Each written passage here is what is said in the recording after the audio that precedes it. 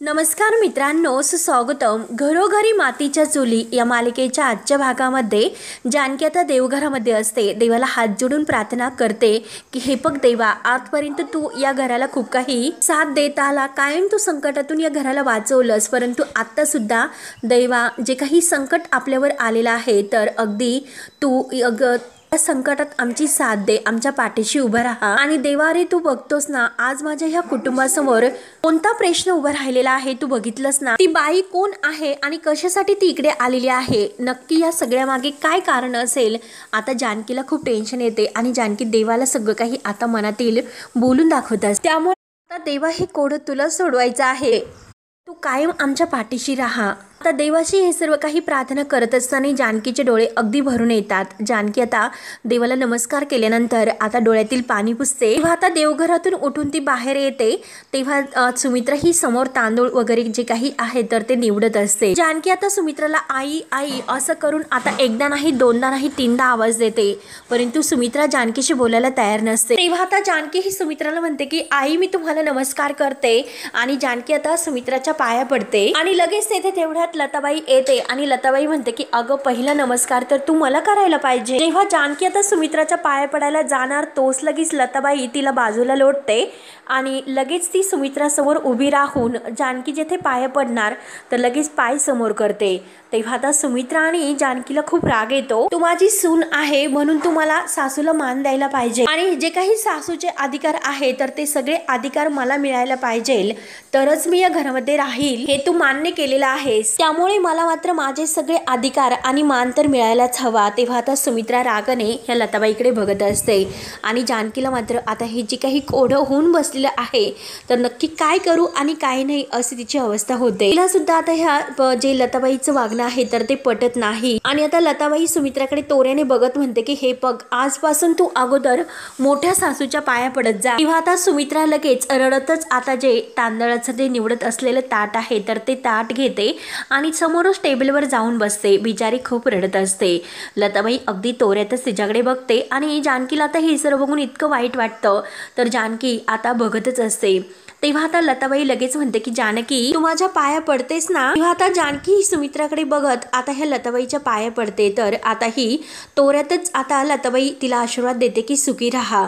तर जानकीचं संपूर्ण लक्ष हे सुमित्राकडे असते. बिचारी आता रडत असते आणि तेवढ्यात ओवी धावतच येते आजी आजी करत. आजी, अगं तुला माहिती आहे का काय झाले, म्हणून ती सुमित्राकडे धावतच जात असते. तर लताबाई लगेच ओवीचा हात धरते आणि काय झालं अगं मला सांग असं म्हणते. तेव्हा आता ओवी तर ही बघूनच असते, परंतु जानकीला सुद्धा आता हे सर्व बघून खूप असा धक्का बसतो. तेव्हा आता ओवी म्हणते की थांब अगं ओवी, मी सांगते. लताबाई तोऱ्यातच म्हणते की जानकी, अगं मला तर माझ्या नातीशी बोलून दे. आणि आता लताबाई ओवीला म्हणते की ओवी, अगं कशी आहेस. तेव्हा ओवीला काही समजत नाही की नक्की ही आता कोण आहे आणि ही आपल्याशी काय बोलते. आणि अगं ओवी, मला ऋषिकेश सांगत होता की खरंच तू खूप गोड आहे म्हणून. आता ओवीच्या चेहऱ्यावरून अगदी प्रेमाचा हात फिरवत असते. आता ओवीशी सुद्धा ती एक नातं असल्याचं नाटक करते. तर ओवी मात्र आपल्या सुमित्रा आईजीकडे बघत असते आणि जानकीकडे सुद्धा. तेव्हा आता जानकी तिला अगदी शांत राहायला सांगते. तर आता ही लताबाई आहे तर ती ओवीचे अगदी गाल वगैरे धरते आणि म्हणते की खरंच बाळा, तू खूप गोड आहेस ग. आणि तिचा लगेच पापा घेते. तर ओवीला आता हे आवडत नाही. ओवी लगेच आता आपला गाल पुसून टाकते आणि आता लताबाई तिला विचारते की अगं मी कोण आहे ते सांग बरं. तर ओवी म्हणते की मला नाही माहिती की तुम्ही कोण आहात. तेव्हा मात्र आता लगेच लताबाई म्हणते की अगं मी तुझी आजी आहे. सुमित्राकडे बघत म्हणत असते. तेव्हा लताबाई आता ओवीचे हात धरते आणि मला आजी म्हण असं म्हणते.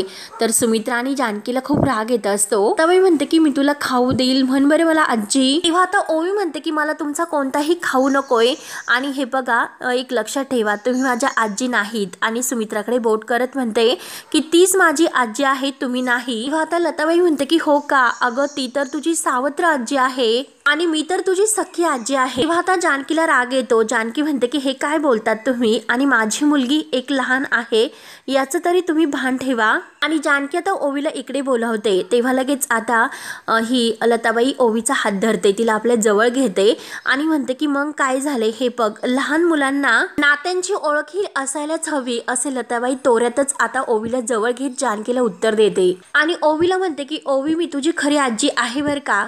तेव्हा आता जानकीला आणखीन राग येतो. जानकी म्हणते की हे बघा तुम्ही तिच्यासमोर आणखीन काही असे बोलू नका. आणि जानकी आता ओवीला म्हणते की ओवी बेटा, तर लगेच लताबाई तोऱ्यात म्हणते की ए जानकी तू मध्ये मध्ये बोलू नको, मी आणि माझी नात आम्ही बोलतोय ना. आणि ओवीला हसून म्हणते की ओवी जाऊन दे, अगं तू नको लक्ष देऊस आणि चल आपण बाहेर जाऊन खेळूयात, म्हणून ती ओवीच्या हाताला धरून बाहेर ओढत असते.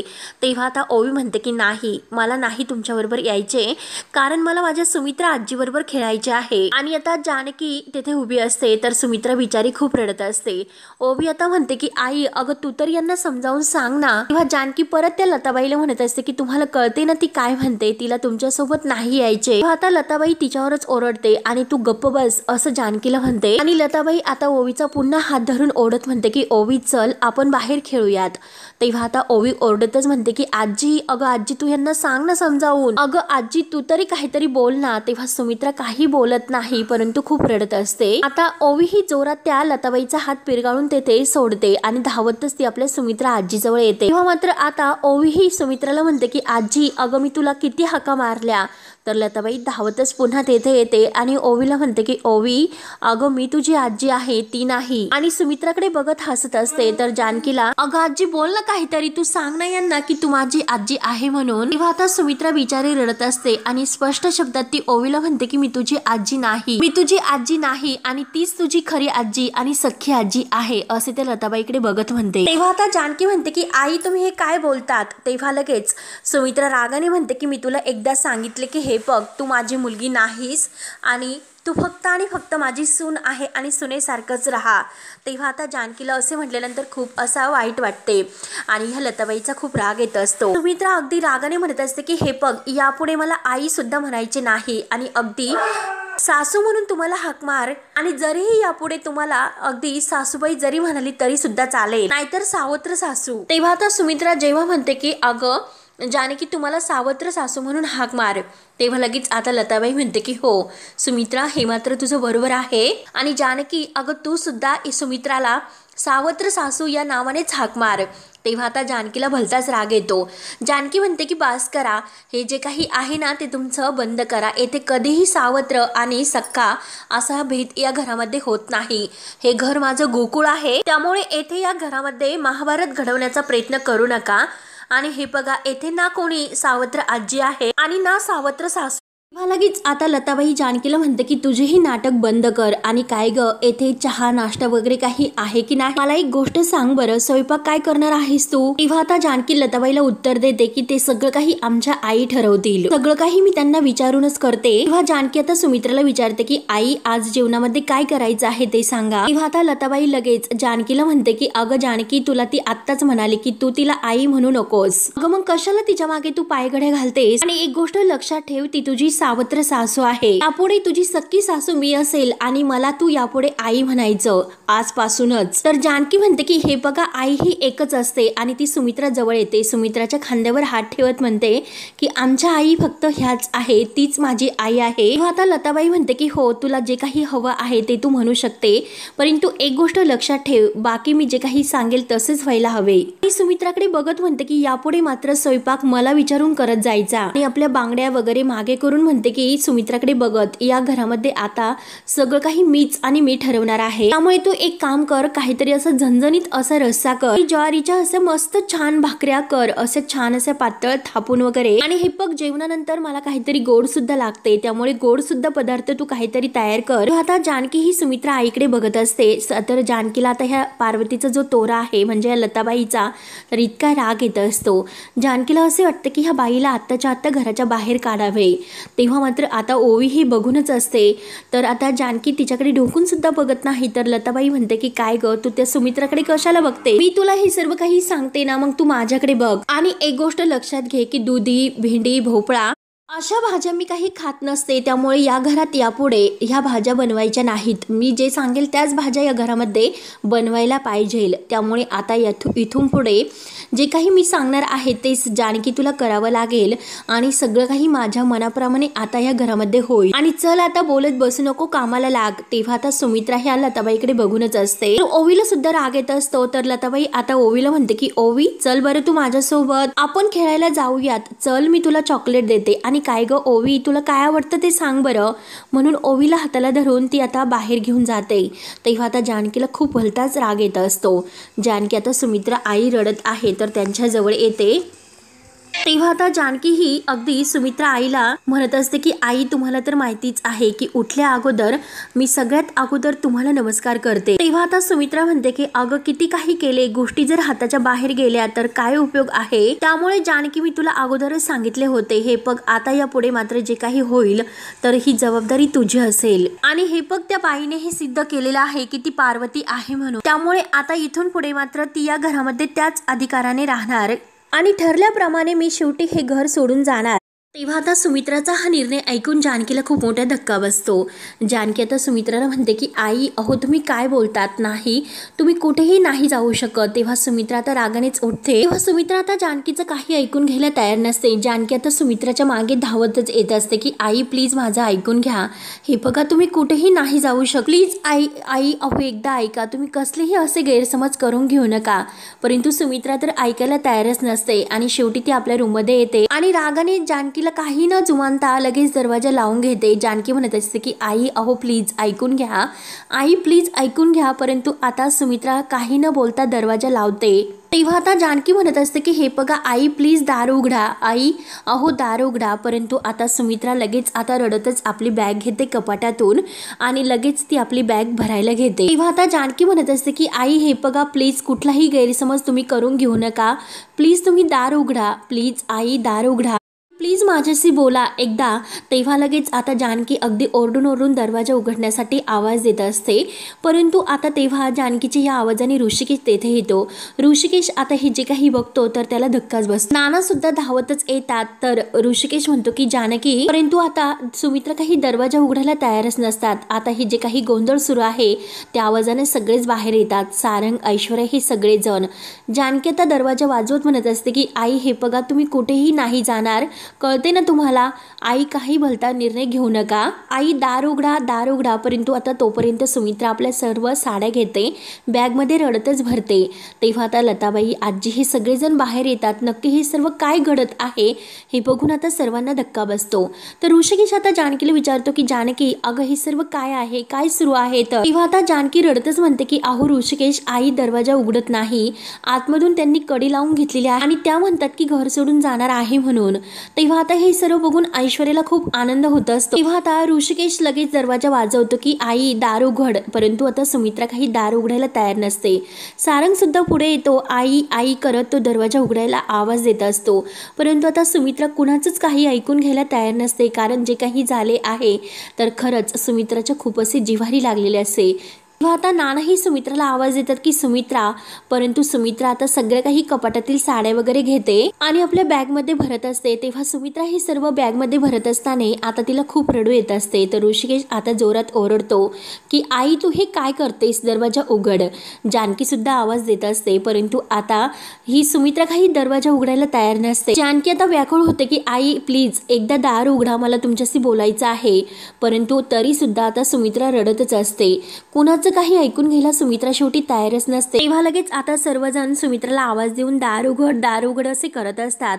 परंतु आता लगेच आजी म्हणते की आता कशाला तिला हाका मारतात, तेव्हा ती होती तर तिचा उपयोग तेव्हा तुम्ही पोतेरा सारखा केला, आता मात्र ती दार उघडणार नाही, त्यामुळे बसा. तर लगेच जानकी म्हणते की हे बघा आई, आणि तुम्ही जे काही बोलतात ना तर ते नाही करणार, आई नक्की दार उघडतील, त्यामुळे आजी तुम्ही शांतच राहा. तेव्हा ऐश्वर्या पुढे येते. ऐश्वर्या म्हणते की आजी तुम्ही टेन्शन घेऊ नका, आई नक्की दार उघडतील, कारण त्यांना योग्य माणसं कोण आहे तर त्यांच्या हाकेने मात्र ते नक्की दार उघडतील. तेव्हा आता सारंग म्हणतो की हो ऐश्वर्या तुम्ही एकदम असं बरोबर बोलतात, मला काय वाटतं की तुम्हीच एकदा प्रयत्न करून बघा आणि आईंना म्हणा की दार उघडा म्हणून. आता जानकी सारंगकडे रागाने बघत असते आणि ऐश्वर्याचा आईंना किती राग आहे हे जानकीला माहिती असते. परंतु तरी सुद्धा आता जानकीला राग येतो. तर लगेच आता ऐश्वर्या नाटक करत म्हणते की सारंग मी दरवाजा उघडायला लावू. सारंग म्हणतो की हो हो. आता ऐश्वर्या लगेच तोऱ्यातच जानकीकडे बघत असते आणि तोऱ्यातच ती जानकीच्या समोरून आईंना दरवाजा उघडायला आवाज देते. त्या अगोदर ती जानकीला म्हणते की बाजूला हो, आणि तोऱ्यातच ऐश्वर्या आता दरवाजा समोर येते आणि दरवाजावर थाप मारत म्हणते की आई आई दार उघडा, आई दार उघडा. सारंग आणि आजी तर लगेच एकमेकांकडे बघून हसत असतात. तेव्हा ऐश्वर्या म्हणते की आई प्लीज दार उघडा. अहो मी ऐश्वर्या आहे, मला तुमच्याशी 2 शब्द बोलायचे आहे, त्यामुळे प्लीज तुम्ही दार उघडा. अयो आई माझ्यासाठी सुद्धा तुम्ही दार नाही उघडणार का, असे आता मुद्दाम प्रेमाने म्हणण्याचं नाटक करत असते. तेव्हा आता जानकी अगदी रडतच खाली बघत असते आणि नानांना सुद्धा आता या ऐश्वर्याचा राग येत असतो. ऐश्वर्या खूप विनवण्या करते तर लगेच सुमित्रा ऐश्वर्याचं ऐकते आणि दरवाजा उघडून बाहेर येते. तेव्हा आता ऐश्वर्याला खूप आनंद होतो, कारण आजी आणि हे सगळेजण अगदी खुश होऊन सुमित्राकडे बघत असतात. ऐश्वर्याचं ऐकलं म्हणून त्यांना इतका आनंद होतो. तेव्हा जानकीला आनंद होतो कारण आई बाहेर आल्यात. तेव्हा आता जानकी लगेच आईंना म्हणते की आई, तेव्हा लगेच आता सुमित्रा तिला लांबच राहायला सांगते आणि म्हणते मला फक्त आणि फक्त ऐश्वर्याशी बोलायचं आहे. तेव्हा आता हे म्हटल्यानंतर ऐश्वर्या, सारंग, आजी यांना इतका आनंद होतो, परंतु जानकीला वाईट वाटतं कारण पुन्हा एकदा आता सुमित्राने ऐश्वर्याची साथ दिलेली असते. जानकीला सर्वांच्या समोर तोंडावर पाडलेले असते. तेव्हा आता सुमित्रा ही ऐश्वर्याच्या हाताला धरते आणि तिला रूम मध्ये घेऊन जाते आणि पुन्हा एकदा दरवाजा लावून घेते. तर सारंगला खूपच भलताच आनंद होतो. तो आजीकडे अगदी खुशून बघून हसत असतो. तेव्हा आता जानकीला इतकं वाईट वाटते. जानकी आता विचार करते की आई असं का वागत असतील. ऋषिकेश आणि नाना यांना सुद्धा आता सुमित्राचा थोडासा रागच येत असतो. तेव्हा आता ऐश्वर्या जेव्हा आत येते आणि सुमित्राला म्हणते की आई अहो हे सगळं काय आहे, तुम्ही हे सर्व काय करतात. तर सुमित्रा तोऱ्यातच आता पुन्हा आपली बॅग भरते आणि ऐश्वर्याला म्हणते की मी हे घर कायमचं सोडून जाते, या घरामध्ये राहून तरी मी काय करू आणि आता मी कुठेतरी लांब दूर निघून जाते. शेवटी लांब गेल्यानंतरच आपल्या माणसांची किंमत ही कळत असते, तोपर्यंत किंमत ही कळत नाही. तेव्हा आता नाटक करत ऐश्वर्या म्हणते की आई प्लीज असं करू नका, आई मला तुमची किंमत आहे हो. आणि हे बघा आई, जरीही मी आज या घरामध्ये आले असले तरी आजींनी मला अहो सांगितलेलं आहे की या घरासाठी तुम्ही किती कष्ट घेतलेत म्हणून, हे घर तुम्ही कसे जोडून ठेवलेले आहे. आणि आई हे बघा खरंच तुम्ही आयतं काही घेतलेले नाही आणि या घराला जोडून सुद्धा तुम्ही ठेवले आणि या घरामध्ये जे काही आता हे उभं केलेलं साम्राज्य आहे हे सगळं काही तुम्ही कष्टाने कमवलेलं आहे.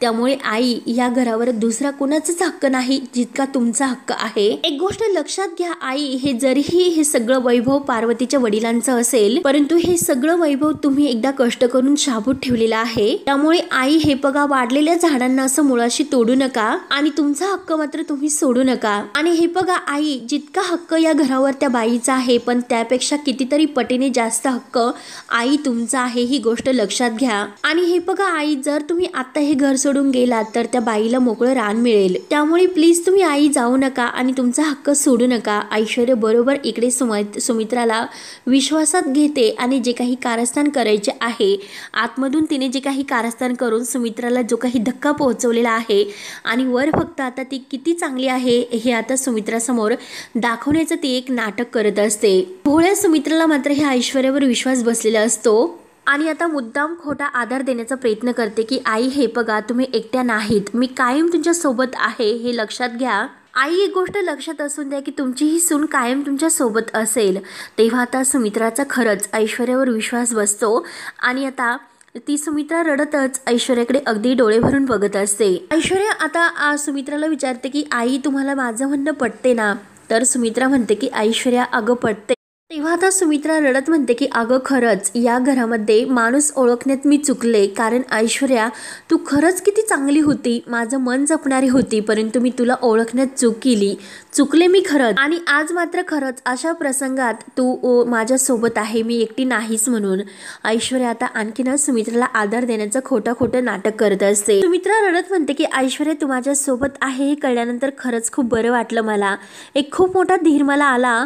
तेव्हा आता सुमित्रा खूप रडत असते तर ऐश्वर्या सुमित्राच्या डोळ्यातील पाणी पुसत म्हणते की आई हे बघा इथून पुढे आता मी कायम तुमच्या सोबत असेल, तुमची ही सून तुम्हाला कधीही एकटं नाही पडून देणार, आता तुमच्या हक्कासाठी तुमची ही सून तुमच्याकडून लढेल. म्हणून ऐश्वर्या आता सुमित्राच्या हाताला धरते आणि सगळ्यांच्या समोर तिला बाहेर घेऊन येते. सर्वजण आता ऐश्वर्या आणि सुमित्रा यांच्याकडे बघत असतात. तेव्हा सर्वांच्या समोरून ऐश्वर्या सुमित्राला घेऊन तेथून जात असते, परंतु जानकी मात्र ऐश्वर्याला म्हणते की थांब. तेव्हा ऐश्वर्या तेथे उभी राहते.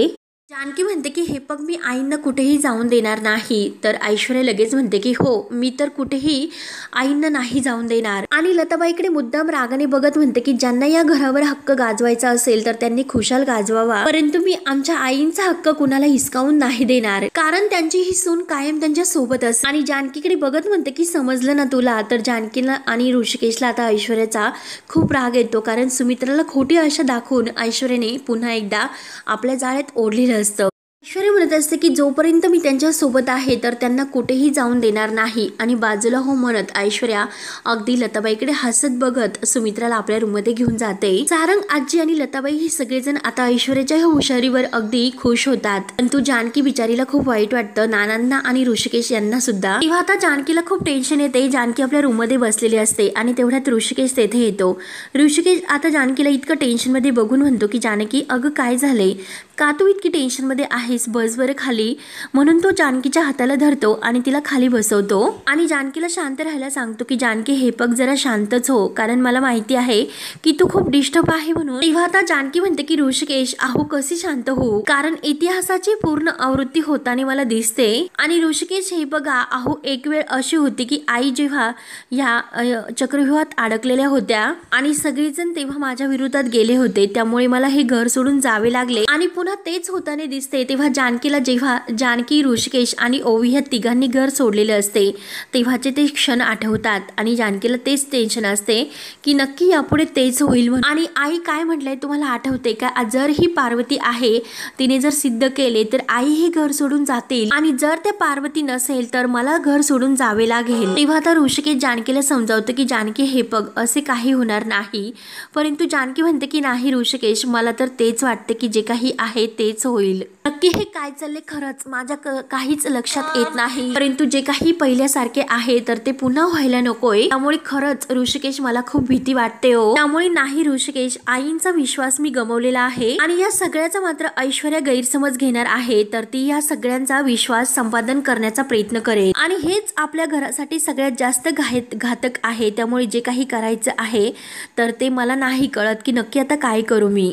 तेव्हा आता जानकी खूप रडत असते. तर ऋषिकेश म्हणतो की जानकी तू अगोदर शांत हो आणि हे बघ तू जे काही म्हणतेस ना ते इतक्या टोकाचं काही एक होणार नाही म्हणून, त्यामुळे तू इतका ओव्हर थिंकिंग करू नको. आणि राहिला प्रश्न तर आईचा, तर नानाही नक्की आईला समजावतील, ते बोलतील आईशी, परंतु जानकी तू इतकं खचून जाऊ नको, स्वतःची काळजी घे, सगळं काही ठीक होईल. तेव्हा जानकी म्हणते की अहो ऋषिकेश सगळं काही ठीक होतं, परंतु मी चूक केली, मी खूप मोठी चूक केली, मी त्या बाईला घरामध्ये घेऊन आले. तेव्हा आता ऋषिकेश जानकीला समजावतो की जानकी हे बघ यामध्ये तुझी काही चूक नाही, अगं परिस्थितीच अशी होती की त्यासमोर आपण काहीही करू शकत नाही. तेव्हा आता जानकी म्हणते की आता मात्र त्या बाईचं काय करायचं आहे की ती बाई येथे घरात आलेली आहे म्हणून. ऋषिकेश म्हणतो की हे बघ आपण त्या बाईला घराच्या बाहेर नाही काढू शकत, कारण नानांनी सांगितले की ती बाई पार्वती आहे म्हणून. आणि हे सगळे काही पुरावे बघून मला सुद्धा तेच वाटते की जानकी ती बाई माझी आई असू शकते. तेव्हा आता जानकी म्हणते की असू शकते आणि आहे, हे अजून पूर्णपणे सिद्ध नाही झालेले ऋषिकेश.